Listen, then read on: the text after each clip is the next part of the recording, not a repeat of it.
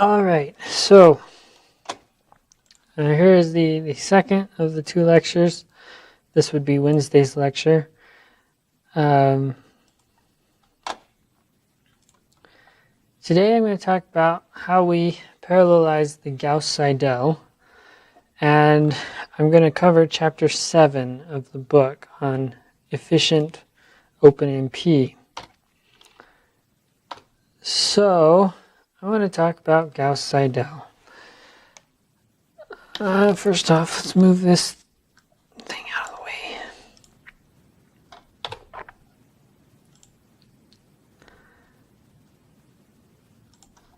Let's see here. So, actually, let's go with black.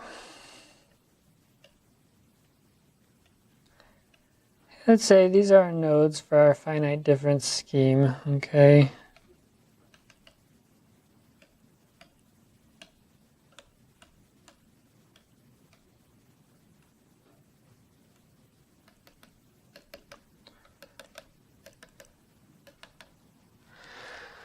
And we have, this will be I, this will be J. Of course, we're going to have our double loops looping through this, hopefully in the correct memory layout fashion. So if we're dealing with C or C++, row major order, we have this be our inner loop, whereas column major, this would be the inner loop. So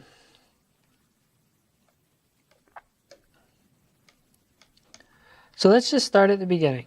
At the very beginning of the loop, and I'm going to do a column major loop because I like column major stuff. We're going to start here at this node, and we're going to update this node.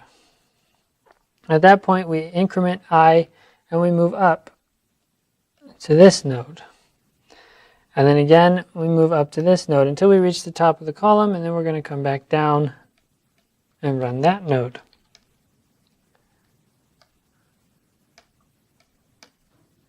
Now, what we need to do is we need to determine the dependencies of the Gauss-Seidel method.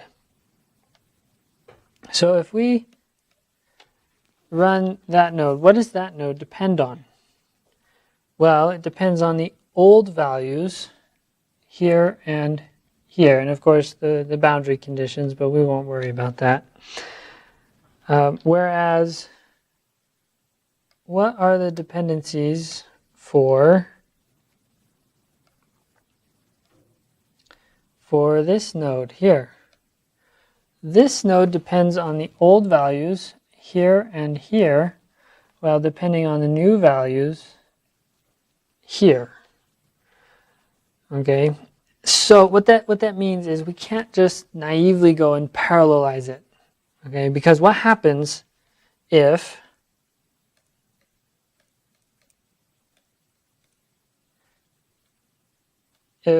node 1 gets run before node 0? You're going to get incorrect results. You're not doing a Gauss-Seidel anymore. You're doing something completely different. And you can get incorrect results. Basically, we have this data race condition going on where it depends, your answer depends on which data gets updated first.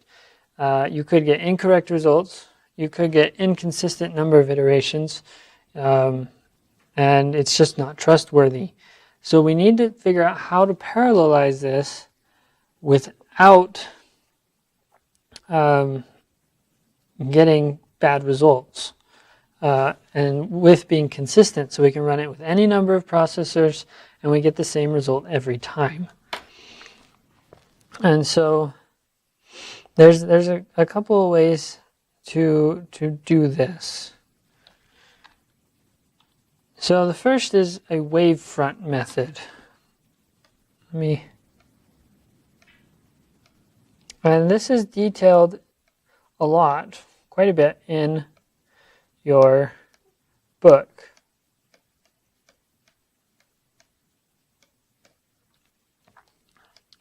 And the way a wavefront method works is we're going to use, let's say we're running with n processors, all right? We're going to start in the corner, and we're going to run that first node with one processor. At which point then we can run these two nodes here and here, and we can use two processors on those. Then we can do these three nodes with three processors until we have a wave front that marches through the grid like this until we exceed n, and then we run everything with n until we get to the other end, other corner, and we slowly march back down until we run with only one processor. And that obeys the dependencies, the necessary dependencies of Gauss-Seidel, so we should get the exact same result. Let me just go back here for a second. So this one, of course, depends on old values, whereas this node here, he depends on old value here, an old value here, and a new value here. And this guy up here is the same, new, old, old. And so those two have the exact same dependencies, and they can be run at the same time. And as we march through the grid in this fashion, we find it works exactly the same. Now these methods are used quite a bit. The textbook makes it seem like they are the end-all be-all. But we're actually going to be doing a method that is easier, and that's called a coloring scheme.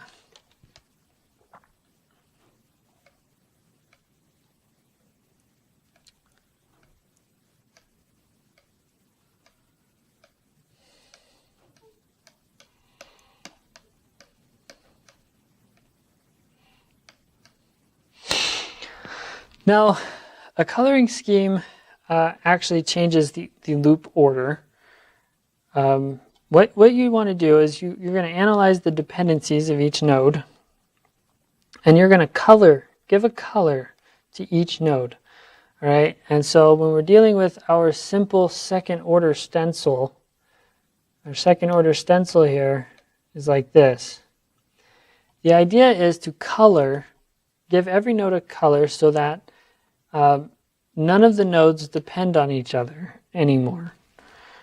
And I'll explain as we go along. So for our second order stencil here, we're going to use a red-black scheme, a two-color scheme. And what we do is every other node is red. And then all the other nodes are black. And I actually did that wrong. That guy should be red.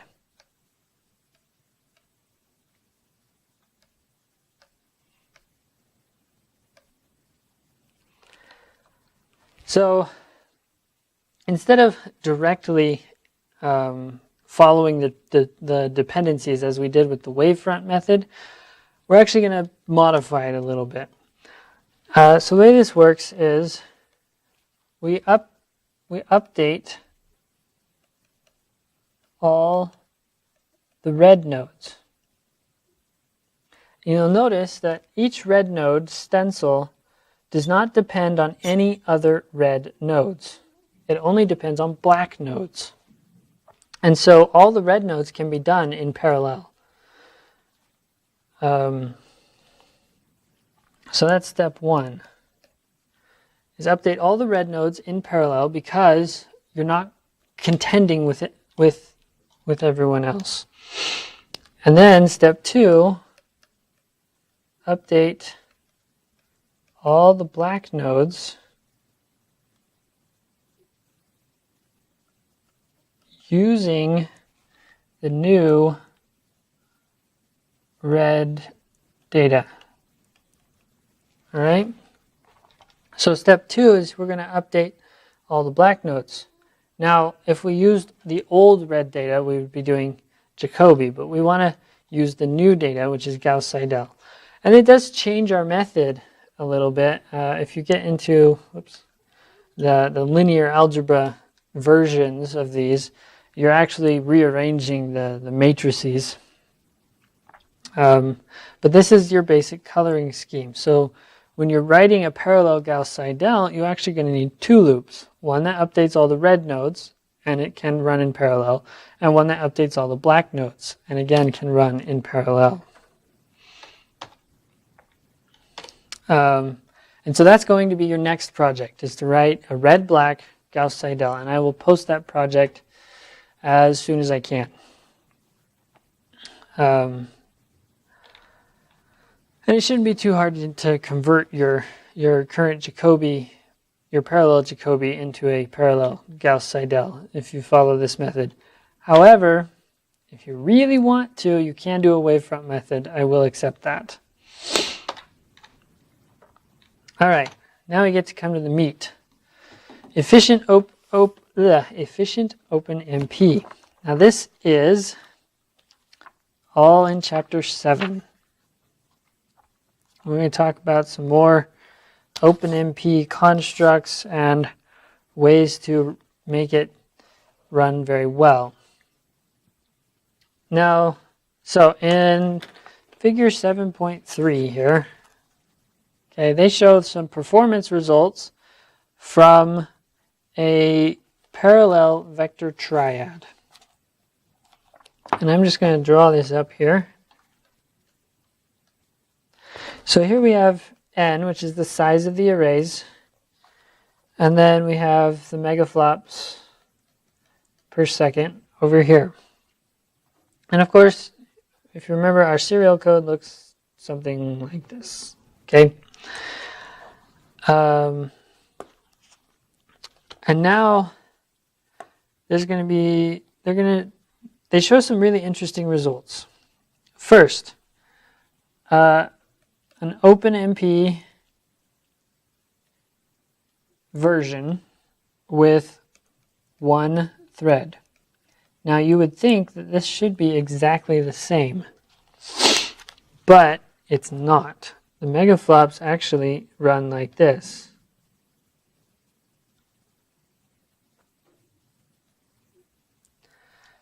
Okay, now you're thinking, okay, what the heck is going on? Why is it doing that? And the reason is every time you start a parallel region, there is overhead involved. Every time you do a for loop, there is overhead. There is management and scheduling going on. And at small sizes, that really screws up your parallel performance, even if you're only using one thread. Now something that they run it using 4 threads. And this performance looks like this.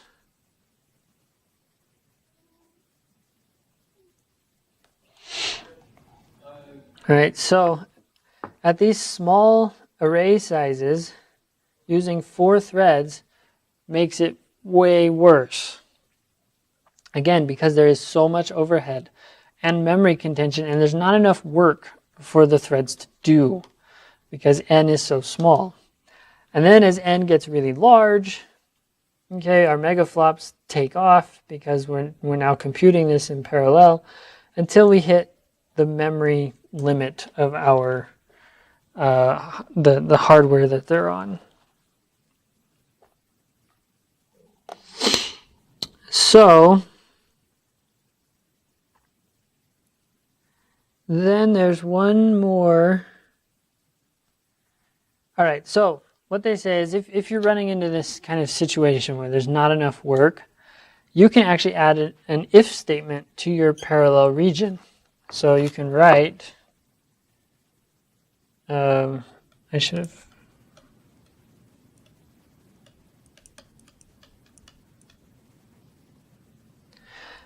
you can write something that looks like this.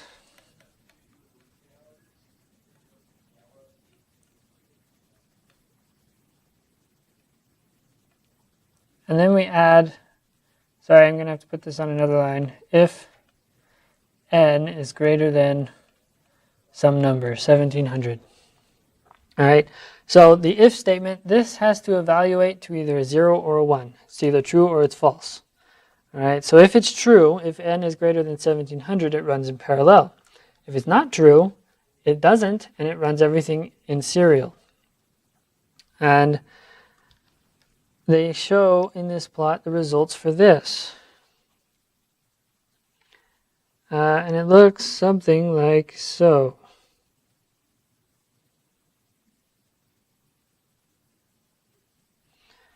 All right, so now at the small array sizes, they keep up their performance here. They keep it up in this nice cache region. And then at this point, it flips to being parallel and it kind of drops off. But then it hits the good parallel region and they get really good performance out of it. So this is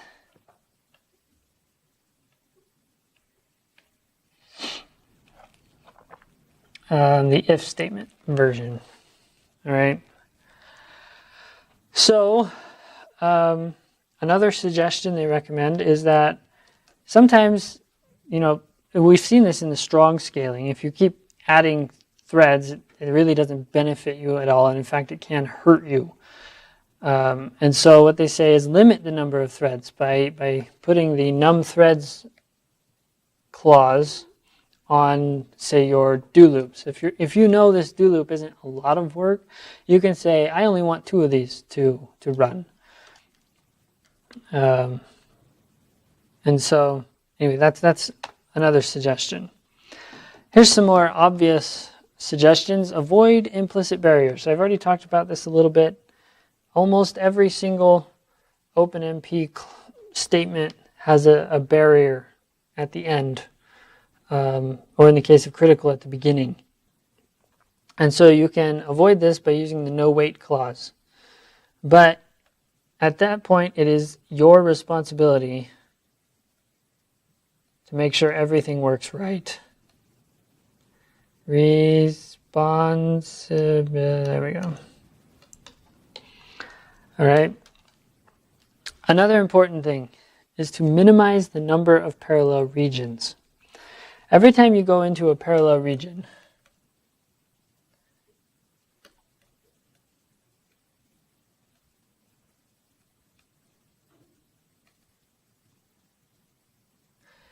every time we go from one thread to multiple threads, there is some startup overhead involved. So in order to avoid that, you shouldn't put the parallel region in a loop or something like that. You want all the loops contained inside the parallel region. Now, in order to minimize costs, the compiler, instead of completely closing out the threads, once we reach the end of the parallel region, and we go back to 1, and then maybe we have another parallel region here, and we go back to 4. Okay, so we have these distinct regions where we have a parallel, serial, parallel, serial, parallel. The compiler will possibly, instead of completely closing out the threads, it'll put the threads to sleep, and they'll just kind of wait around until they're recalled. But even that still has a little bit of overhead. And so that's something you can do, is to minimize the number of parallel regions. Sometimes people will write stuff like this because in this area there's a variable that needs to be updated.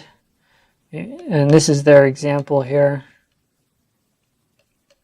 So S is a shared variable, and so they close out the parallel region, they update S, they open it back up. And so what they say is, sure, it may be not that great, but you can use a private clause. You can make S private. So everybody has their own private copy of S. They all update it. There's no stopping. There's no starting. And yes, they are all doing the exact same thing, and they're all getting the exact same result. But you've eliminated the parallel overhead by adding a teeny tiny bit of computation overhead, which is generally less. All right, so then the other big one is to avoid load imbalance. I probably should have had a separate slide for this, but that's okay. So let's look at a timeline, I guess. And we're going to have two processors. All right. And they're running along through your program, these two processors. And there's important chunks of your program here. And this guy, processor 0 and processor 1, they're going along and they're computing.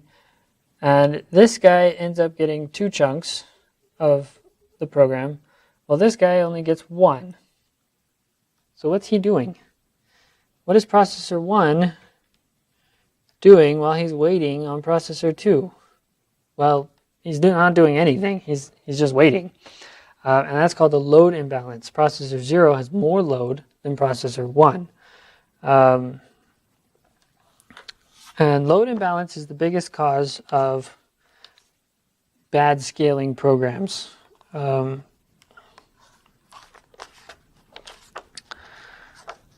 Okay, where'd we go?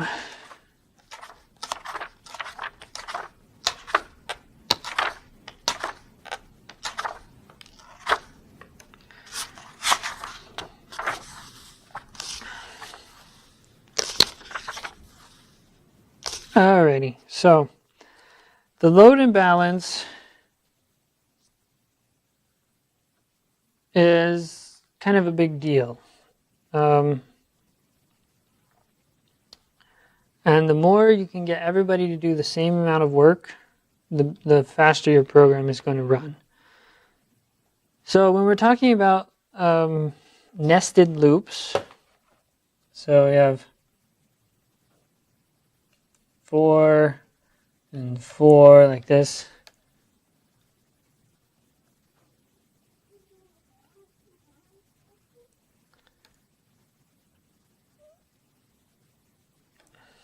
All right. Sometimes you could get a situation where, say, the amount of work to do on the inside is dependent on the outside. All right. So maybe you have a 2D array that looks something like this. And so the inside runs through each one of these while the outside runs this way. Okay. And so a typical OpenMP for and then there's a clause called schedule.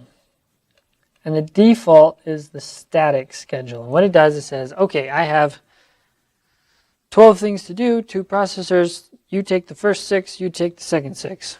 Okay, that's static. Fairly simple. But the parallel 4 only works on the outside. Okay, and so he says I've got 2 processors and I've got 4 things to do, and so you take this and you take this. All right. Now you can see that the second processor has more work to do than the first processor. So maybe static isn't the greatest way to go here. And because of that, there's a couple things you can do. One, you can specify a chunk size. All right. So instead of splitting everything evenly, it splits it up into chunks of 1. So in that case, maybe the first guy gets this, the second guy gets that one, first guy gets that one, and the second guy gets that one. So maybe that's a little better for this situation. There's another way you can work this, and that's by using the dynamic scheduling.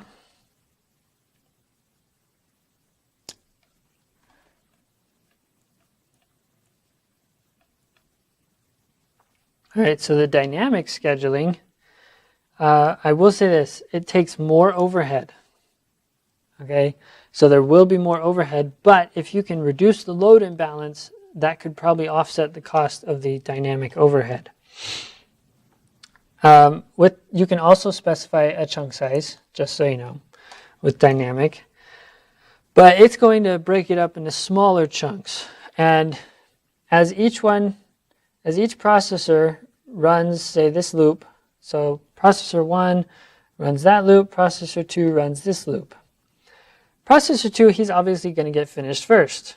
So then he goes back and says, okay, I'm ready for another chunk. Give me another chunk. And the OpenMP magic allocates him another chunk. So processor 2 starts on this one, and then processor 1 comes down and starts on this one once he's finished. And so that can be a way to reduce load imbalance, especially in a scenario where each iteration of the loop doesn't work quite as well. Or, sorry, each iteration of the loop does not have the same amount of work in it. There is another one called guided scheduling. It has a little less overhead than dynamic, I think. You can specify a chunk size with it as well. But in that case, it is a kind of a lower bound. And what it's going to do is it's going to start with big chunks and work its way down to smaller chunks. So anyway, so these things can help when the amount of work is not easily divisible. All right, another big thing, avoid serialization. And they give this Fortran example in the book where we have a matrix, it's an n by n matrix, and we have a function here. We have a loop that loops from 1 to k. K is some number, don't know what it is. But you send the loop index to a function and it tells you, okay, I want you to operate on this particular column. You'll notice this is an integer. And then we update the column of m with some function f. So f returns a column and we're adding that value. Now, it is possible in this case for this to return the same column. So perhaps k equal to 1 gets us column 2, and for whatever reason, k equal to 5 also gets us column 2. Okay, so in that case, if we've parallelized the k loop here, then both of them are going to try and fight over column 2 at the same time. And that's a data race condition. That's bad. So their thought is, let's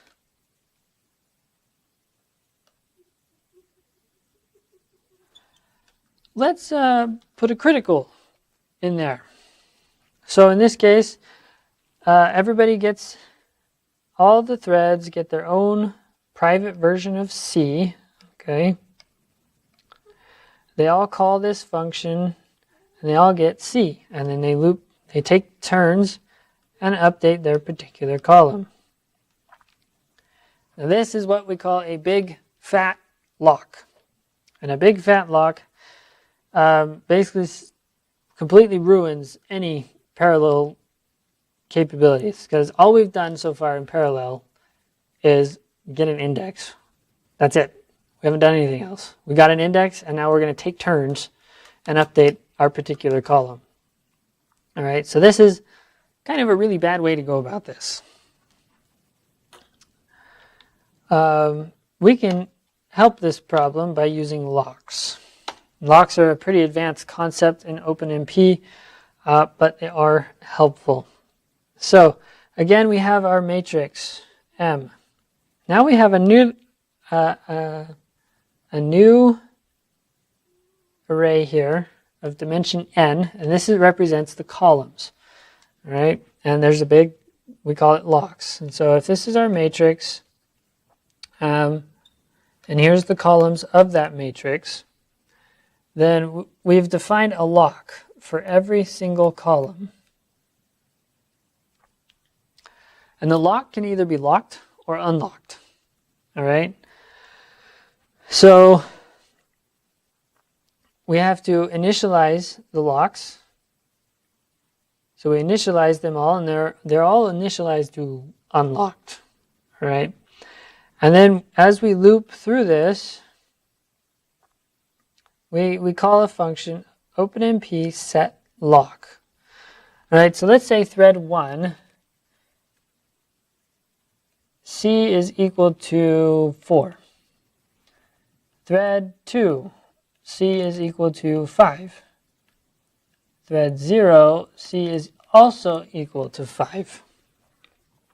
All right, so they've each taken their own iteration and they get this. So let's take a look at thread 0. Let's assume he gets through first. He comes in here and he says, he calls the OpenMP set lock and he locks column number 5. So now that one is locked. All right. And then he goes and updates this one. Okay, and we're going to stop there. And we're going to move to thread 2. So thread 2, he comes through and he calls OpenMP set lock for lock number 5. Unfortunately, lock number 5 is already locked, at which point he stops and waits. Okay. Thread 0 comes through, unsets the lock, so it's now unlocked, at which point thread 2 sets the lock, so now it's locked on thread 2. He updates his stuff and he unlocks the lock. Okay?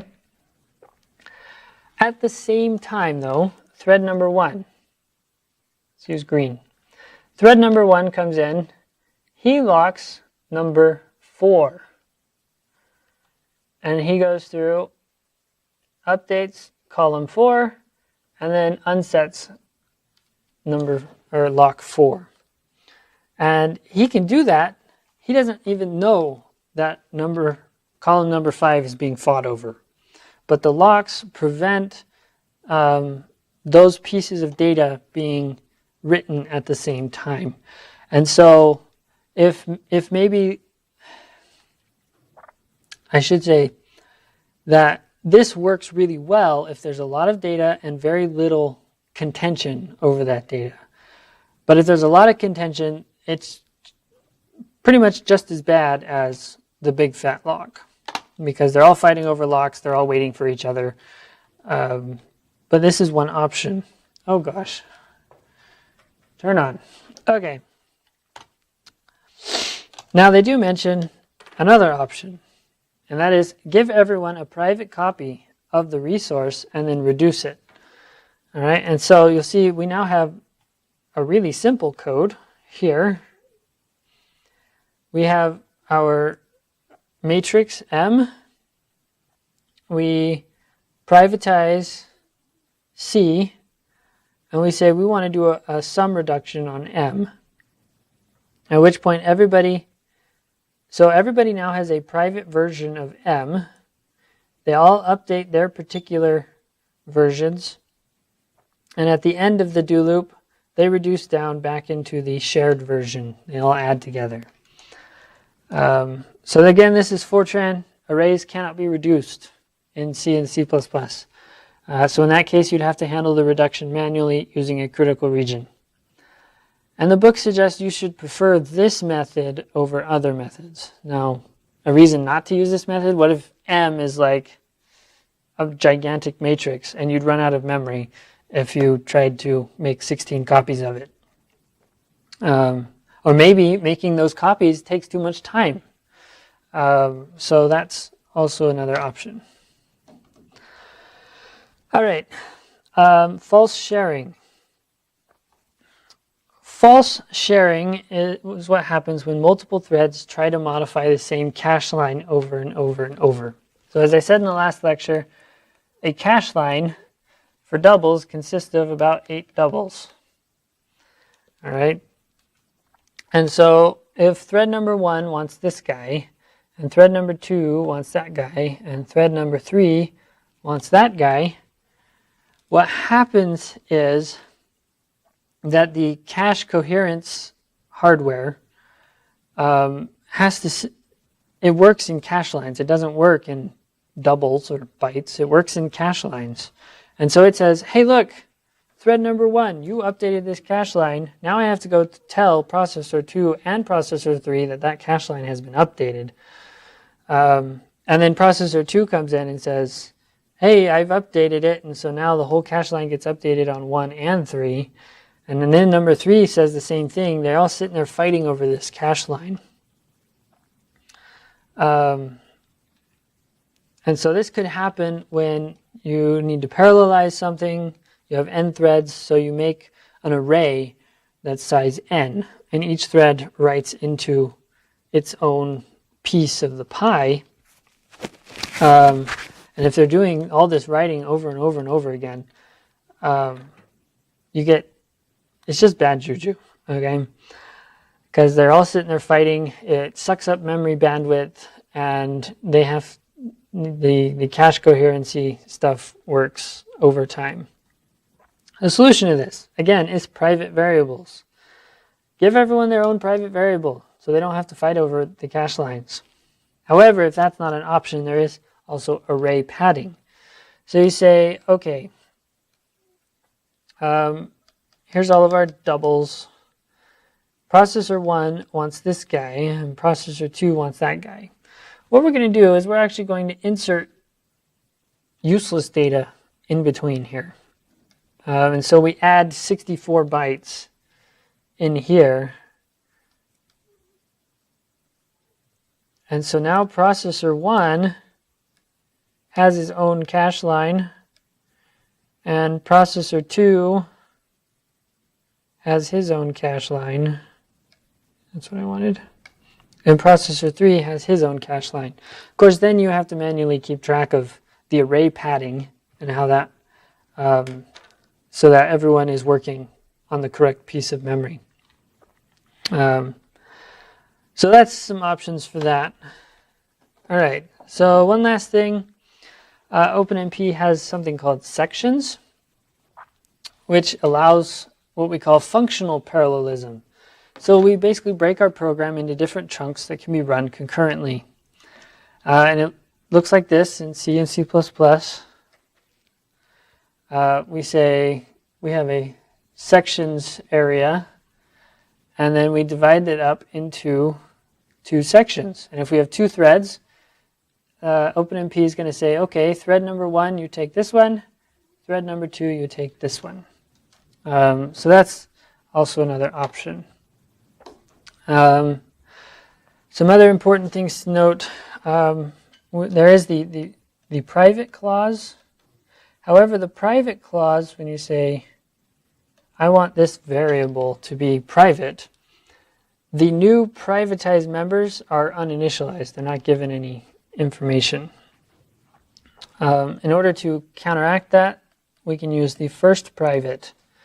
What that does is it actually copies the shared value into the private ones. So that's important to know about. Last private, what it does is it copies the private value of the last thread to leave the parallel region into the shared variable. And then flush. Now, I've just barely read some blog posts that say you should never, ever, ever use flush. But you should know about it, just in case. Basically, what flush does is because, as I mentioned in the last lecture, each core, each thread, in its cache or in its registers could have a different value for a variable. If this is the RAM, and this is the cache for thread 1, and this is the cache for thread 2. We have an old value of 5, this guy has a 4, and this guy has a 3. You can call flush. And it's very simple. It's just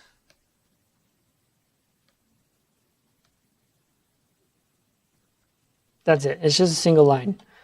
However, you can send it, specify the variable you want to flush. And what it does is it takes the current value and flushes it back to RAM, which then updates everybody else as well due to the hardware mechanisms. So that can be useful, especially if there's stuff going on. Alrighty, so that's the end of this. I have a note here. Okay. Turns out the Utah cluster has an outdated version of the eigen class, so the arrays do not work, which in that case means you'll just have to copy the new version up. Can you do that? Yeah, you can. You have to specify. You have to specify the include flags correctly. Just throw it in your folder. In like the user local include? No, you can't put it there because you need sudo access to it, and you don't. Okay.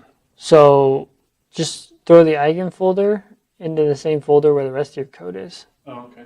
That works? And that works. Okay. Yeah. Perfect. Thanks. Alrighty. So there's that little tidbit if you need to know that.